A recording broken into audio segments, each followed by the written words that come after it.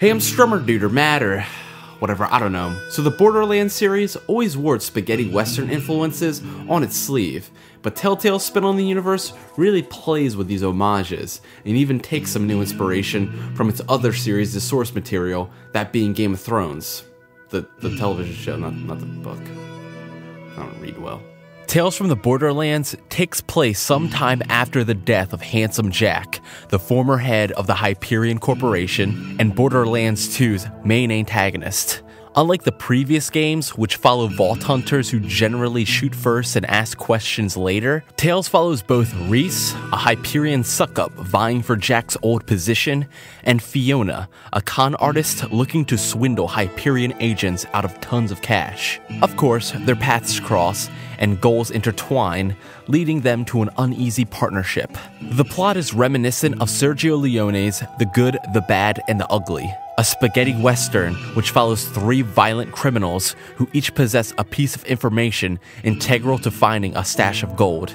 Of course, they all take whatever chances arise to screw each other over. The film and its genre certainly influenced previous Borderlands games, if only in Pandora's environmental design and a few throwaway references here and there.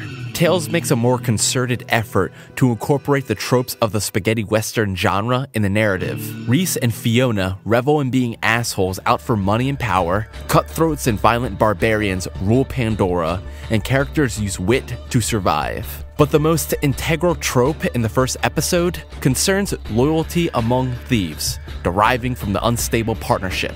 Don't trust anyone. Not only do Reese and Fiona have to trust each other, but their personal relationships become the focal point of the game's major choices. Sasha intends to con her psychotic boyfriend, August, after their deal with Hyperion agents wraps up. Reese's boss affords him the chance to get his old job back if he screws over his best friend Vaughn. Reese's loaderbot, who helped him at the beginning of the story, returns to assist them in the end. And of course, the episode's biggest turning point comes when the sisters' father figure Felix screws them out of the cash they've been hounding for the entire journey. How Fiona reacts will be Felix's final memory, and it will perhaps mar her relationship with Sasha. Episode 1 of Tales from the Borderlands uses spaghetti western tropes to not only set a tone, but to create an overarching theme, which in turn helps connect the various characters of the world. Such a technique serves Game of Thrones fantastically. If taking on a 6-episode season wasn't proof enough Telltale loves Game of Thrones, then Borderlands format should do the trick. With its massive, continent-spanning narrative and obvious time limitations, Game of Thrones creates a semblance of focus by connecting stories through a central theme. A non-spoiler example would be the episode The Laws of Gods and Men.